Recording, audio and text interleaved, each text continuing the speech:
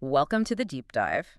You're here because you want to get smart quickly but thoroughly and dodge that feeling of being overwhelmed by information. That's exactly what we're doing today as we unpack something that's really at the heart of how we all learn interest. We've got a really comprehensive research review looking back at decades of studies, specifically a deep dive academic paper from 2001, and we're going to pull out the crucial insights for you. Yeah, think of this as your express route to understanding what grabs your attention when you're trying to learn something, and maybe even more importantly, what makes that initial interest really, stick with you. Our mission in this deep dive is to pinpoint exactly what it is about a subject or like a learning experience that sparks that initial curiosity and Yeah. how that spark then leads to actual learning and things we remember. Right. We'll be drawing a clear line between the kind of interest that flares up and then poof, disappears, and the deeper, more meaningful kind. And as always, we're on the lookout for this, so what the practical takeaways you can actually use. Okay, so let's get right to it. What are we actually talking about when we say interest in a learning context? Well, at its core, the research defines interest as that feeling of liking and willfully engaging in a cognitive activity. It's that pull, that makes you want to lean in and really think about something. And it's not just a passive feeling. It has a real impact on how you learn. Right. It's not just about being mildly curious. It actually changes how our brains work when we're learning, doesn't it? Exactly. The research really highlights how interest is a major factor in deciding what we even bother to learn in the first place. Mm. And beyond that, it significantly affects how well we process that information. If something really interests you, you're just naturally going to invest more mental energy. So it's more than just a passing fancy. What are the clear signs that interest is actually kicking in when we're trying to learn something new? We see it in a few key ways. When you're genuinely interested, you become much more actively involved with the material. Your focus sharpens, and the research shows that this deeper engagement leads to more effective learning than if you were just passively, going through the motions. Interest really fuels that active mental effort. That totally resonates. Yeah. When I'm really into a topic, I find myself asking more questions in my head, trying to connect it to other things I know. Precisely. And the impact isn't just about where you direct your attention. Interest also influences the specific learning techniques we use and our emotional connection to what we're doing. When you're interested, you're more likely to use deeper thinking strategies and feel more invested in the whole learning process. Okay, so interest is this really powerful driver for better engagement, sharper focus, and ultimately deeper understanding. Now, the research you mentioned talks about different kinds of interest. What are the main distinctions we need to wrap our heads around? This is a really critical distinction. The research pinpoints two main categories: personal interest and situational interest. Understanding this difference really unlocks a lot about how we learn. Personal and situational. Got it. Let's take personal interest first. What defines that? Think of personal interest as that long-lasting passion you might have for a particular subject. It comes from within, it's specific to a topic, you have a real desire to know more about it, and this feeling tends to stick with you over time, no matter the situation. It's a sort of ongoing mental and emotional connection you carry with you. So, like someone who has always been fascinated by ancient civilizations, or maybe someone who's been a diehard science fiction fan since they were a kid, that kind of thing. Exactly. That consistent internal motivation to engage with a specific area that's personal interest and action. Now, on the flip side, we have situational interest. And that sounds like it's all about the here and now, the specific environment or moment. Precisely. Situational interest is more temporary, often sparked by something specific in your surroundings or the particular context you're in at that moment. It's more spontaneous and tends to fade away once that initial engaging element or context changes. Is very much tied to a specific time and place. So that could be like getting really caught up in a documentary because of some amazing visuals, but then not really thinking about the topic again afterwards. That's a perfect illustration, yeah. The captivating visuals, the environmental trigger, create a short burst of interest, but it might not lead to a sustained engagement with the broader subject matter. It's important to remember, though, both personal and situational interests play a role in learning, although the research suggests they might influence how we learn in, well, different ways. Okay, so we've got these two distinct types. Now, it's interesting that the research review touches on the history of studying interest. Who were some of the early thinkers who considered this important? Well, one of the earliest and most influential voices was John Dewey, way back in 1913. He saw interest as absolutely fundamental to learning, but he made a key distinction between interest and just plain effort. He argued that while putting in the work was necessary, it didn't automatically lead to real understanding or that personal investment that comes with being truly interested. Ah, okay. He believed interest acted as a bridge, sort of connecting effort to meaningful learning. So for Dewey, just forcing yourself to study something wasn't going to cut it if you weren't actually interested in it. Exactly. He felt that simply demanding effort from students without finding a way to connect with their interests was ultimately going to be, well, a losing battle. He also emphasized that interest couldn't be imposed from the outside. It needed to be nurtured by providing engaging materials and learning experiences that resonated with what students already cared about. He really stressed the importance of cultivating personal interest. That makes a lot of sense intuitively. So why did it take so long for research on interest to really take off after Dewey's early insights? There were a couple of major shifts in psychology that played a role. One was the rise of behaviorism in American psychology for a good part of the 20th century. Behaviorists were really focused on observable behaviors and responses, and they generally shied away from studying internal mental states like interest, which are harder to, directly measure. So interest simply wasn't a primary focus for them. Right. If you can't directly see and measure it, it's harder to study from a strict behaviorist point of view. Precisely. But even when cognitive theories started to gain prominence, interest still didn't immediately become a central topic. Early cognitive research often focused on more fundamental aspects of how we process information, like how we perceive things, our memory capacity, how we store knowledge.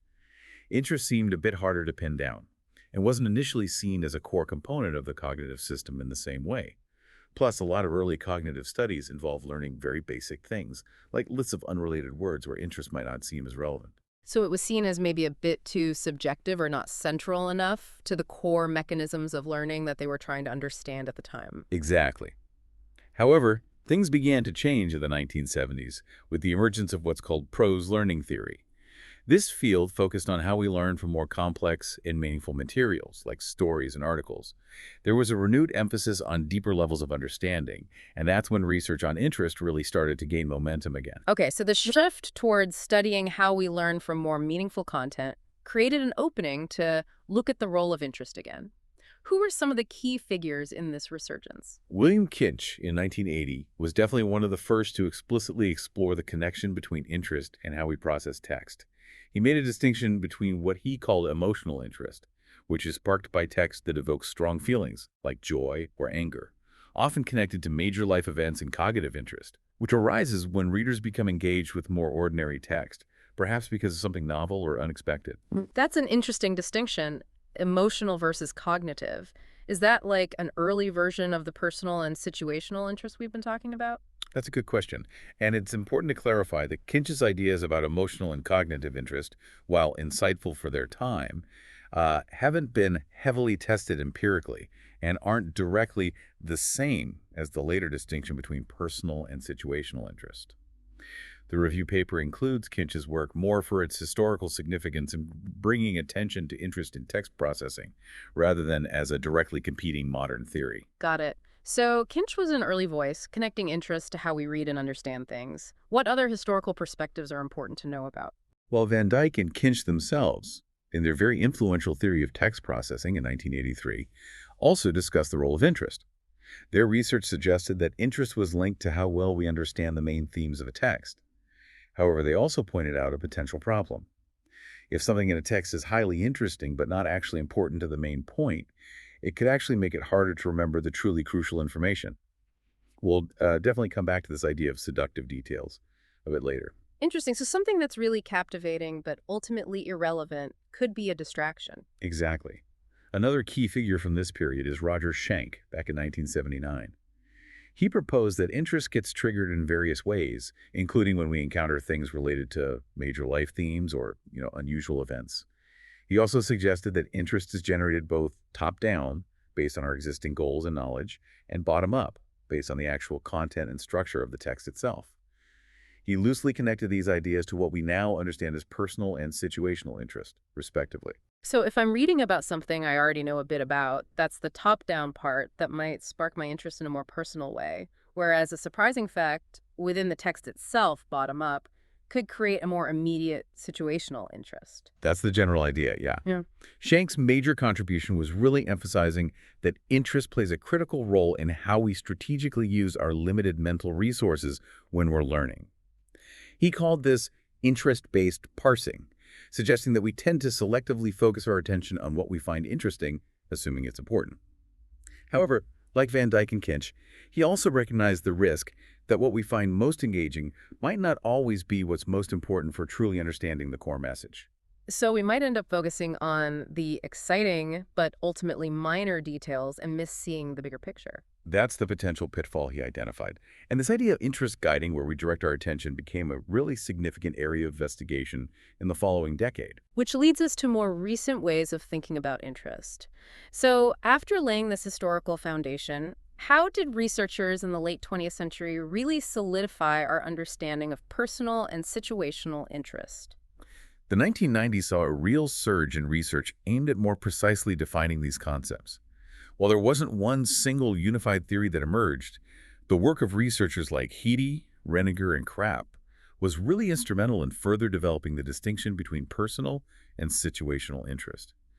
Their research, along with contributions from others, led to the kind of framework you see outlined in the source material, which provides a more organized way of looking at different aspects of interest. And that framework clearly shows the split between personal and situational interest with additional subcategories within situational interest. Exactly. Personal interest is that enduring, internally driven, topic-specific interest we discussed earlier. But within situational interest, researchers started to identify more specific sources or triggers.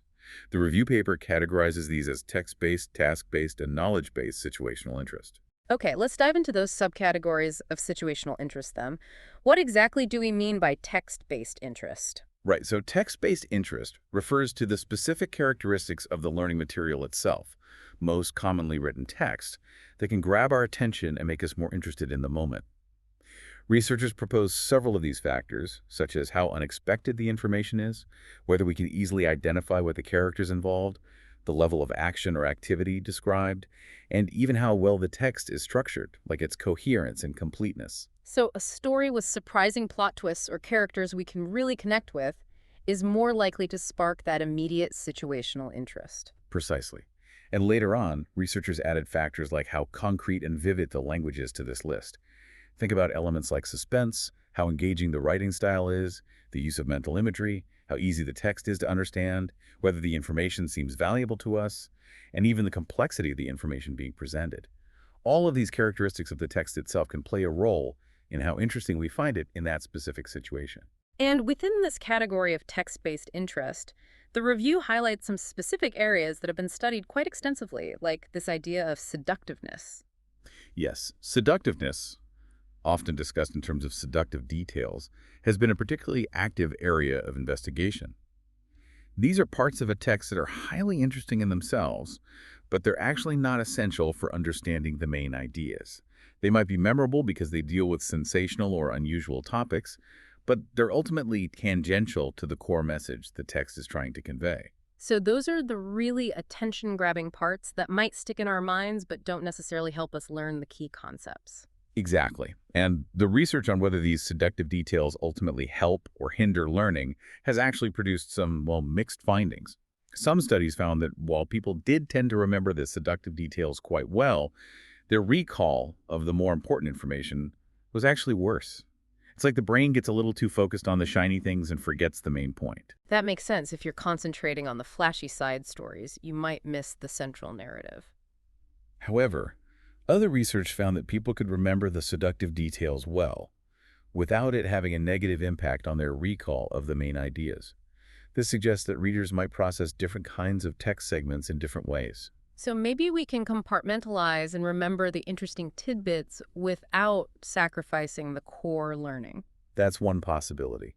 Some research looked at how much time people spent reading different parts of a text and found that they actually spent more time reading the seductive details, suggesting a different level of cognitive processing.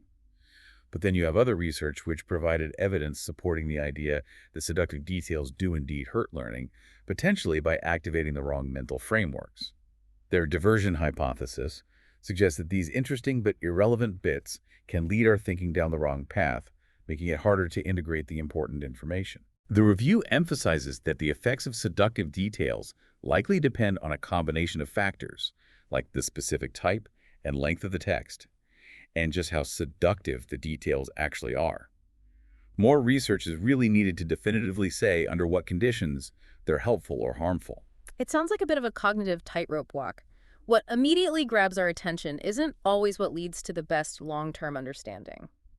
What about vividness as another text-based factor? Vividness refers to those parts of a text that really stand out.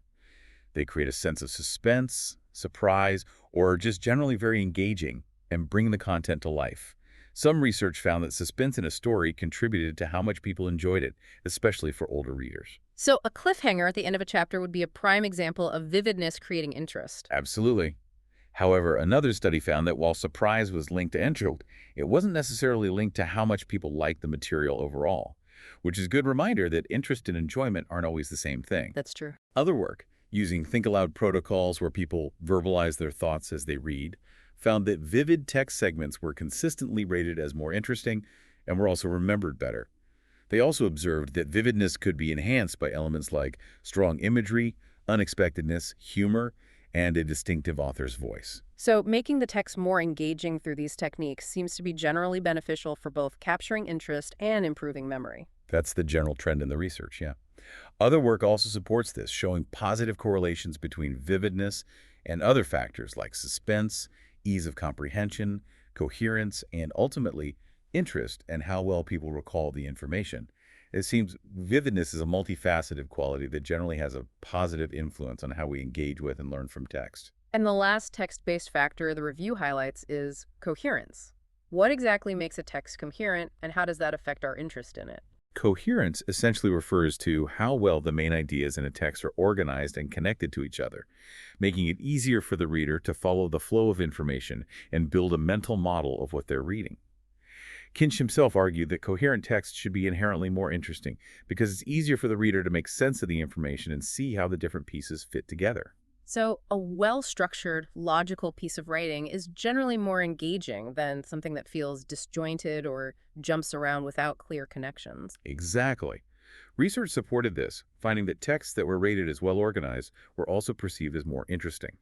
Further studies demonstrated that coherence, along with how easy the text is to understand and how vivid it is, all make unique contributions to situational interest.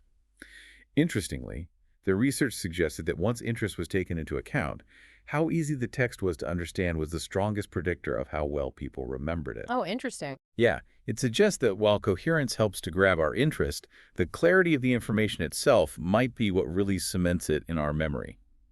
Other research also found a positive relationship between coherence and interest, alongside things like the perceived importance and novelty of the information, as well as the use of imagery. Conversely, they found that poor coherence and difficulty in understanding tended to decrease interest. Overall, the research strongly indicates that coherence in a text has a positive impact on how interesting we find it. Okay, so that gives us a good handle on how the text itself can generate situational interest. Now, what about task-based interest? How can the actual learning activity or the instructions we're given influence how engaged we feel? Task-based interest looks at how things like the instructions we receive or any changes made to the learning task itself can affect our levels of interest. While Dewey initially suggested that interest couldn't really be manipulated in a research setting, more recent work has shown that we can indeed increase interest by changing how learners approach the material or by modifying the task itself. So it's not just about the content itself, but also about how we interact with that content. Precisely. The review breaks this down into two main areas: encoding task manipulations and change of text manipulations. Encoding task manipulations involve changing the learner's goals or the perspective they take on the material. For example, one study found that asking readers to adopt different viewpoints significantly influenced how interesting they found different parts of the same story, based on how relevant those parts were to their assigned perspective. That makes perfect sense. If I'm reading a historical account from the perspective of a soldier versus a civilian, I'm naturally going to be more interested in different details. Exactly. Research has also highlighted the importance of providing learners with a sense of control and autonomy. Giving people more say in how they learn often leads to increased intrinsic interest and a deeper level of understanding. Similarly, other work has shown that people can actively work to make even boring tasks more engaging by using self-regulation strategies, like setting mini challenges, gamifying the process for themselves, or trying different approaches to the task. So even if the subject matter isn't inherently thrilling, we can find ways to make the process of learning it more interesting. Absolutely. Research indicated that this is more likely to happen when people see a clear benefit to completing the task and when they have access to these kinds of interest-boosting strategies. Mitchell's catching and holding model also fits in here.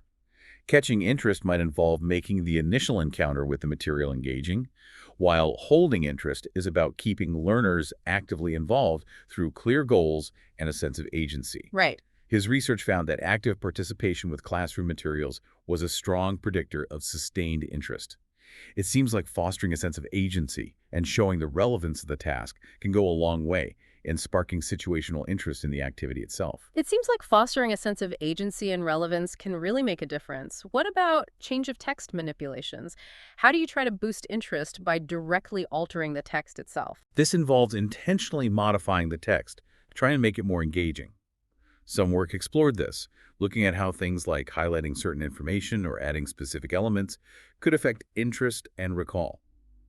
The review discusses the time life study, which initially suggested that including more anecdotal and seductive details could improve both interest and recall.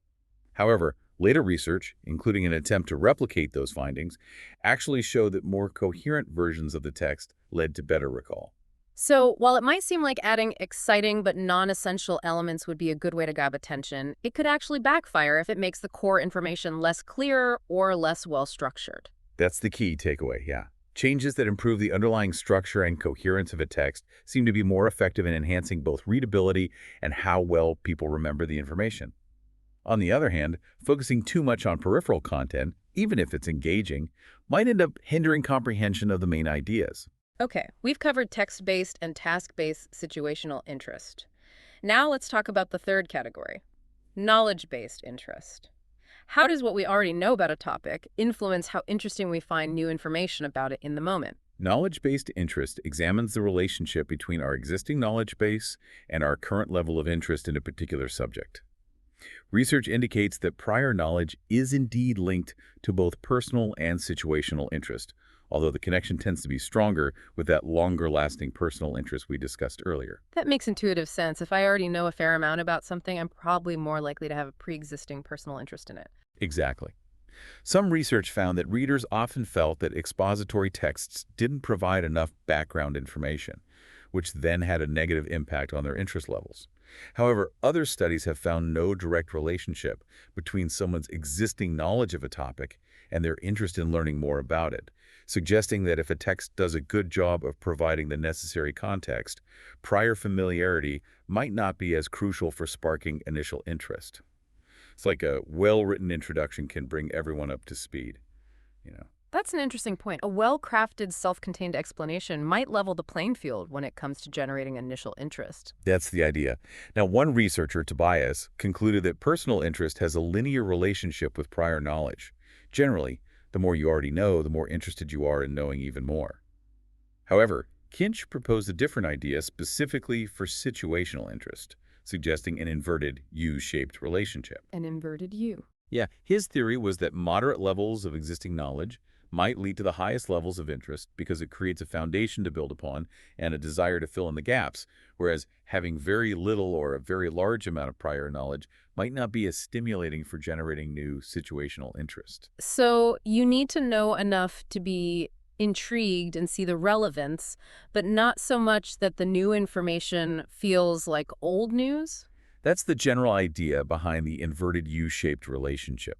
More recently, the knowledge schema theory supports a similar kind of curvilinear relationship, suggesting that it's the knowledge that either enhances or modifies our existing understanding, fitting into our existing mental frameworks in an interesting way that really boosts interest. The review does point out that the findings in this area are still somewhat mixed, with some studies suggesting a more linear relationship and others supporting a curvilinear one. It highlights the need for more research that directly looks at how different levels of prior knowledge interact with interest. So it's a complex interplay between what we already know and what captures our attention in the moment. Now that we've covered all these different aspects of interest, What are some of the main overarching conclusions we can draw from this body of research? Well, the research really paints a picture of interest as a multifaceted and dynamic phenomenon. We've seen that there are indeed different types of interest, with personal interest being that stable internal drive and situational interest being more fleeting and context dependent. And importantly, both of these play a significant role in how well we understand and learn new information. And situational interest itself isn't just one thing. It can be sparked by different aspects of the learning experience, whether it's the text itself, the task we're asked to do, or even what we already know. Precisely. Text-based factors like how well the information flows, coherence, and how vividly it's presented generally have a positive impact, although the role of those seductive details is still a bit of a puzzle, as we discussed. Task-based interest can be really influenced by how we approach the learning and how the task is structured to engage us. And knowledge-based interest seems to have a more intricate relationship with how interested we become in new things. Right. The review also reminds us that there are many other factors beyond these categories that can influence situational interest, like a sudden change in topic, the creation of suspense, encountering something unexpected, the emotional tone of the material, and how relevant we perceive the information to be. And the general consensus seems to be that, by and large, higher interest leads to better learning outcomes, right? Yes. The vast majority of studies do point to a positive relationship between situational interest and how well we recall information and how deeply we process it. When we're interested, we tend to put in more mental effort and engage in more thorough thinking, which leads to better memory of the core ideas and a more comprehensive understanding. However, it's crucial to keep in mind the ongoing questions about those seductive details and their potential to sometimes, get in the way of this process. So it's not just about making things seem superficially exciting, but about tapping into genuine engagement that supports that deeper level of learning. As we start to wrap up this deep dive into the research on interest, what are the key things we should take away with us? I think the main takeaway is really the multifaceted nature of interest and just how fundamental it is to the entire learning process. Understanding the difference between that longer-term personal interest and the more immediate situational interest is really key. We've explored the various factors that can ignite that situational interest, from the specific features of the text itself to the way a learning task is designed, and even our existing knowledge. And while the general link between interest and better learning is strong, we've also seen that there are complexities, particularly when it comes to those tempting but potentially distracting seductive details. So as we reflect on our own experiences with learning, this research provides us with a much more nuanced way of thinking about what captures our attention and what ultimately helps us learn most effectively. Exactly. And on that note, here's maybe a final thought for you to consider. Think back to your own learning journey. Can you recall times when a fleeting moment of situational interest unexpectedly sparked a longer-lasting personal passion?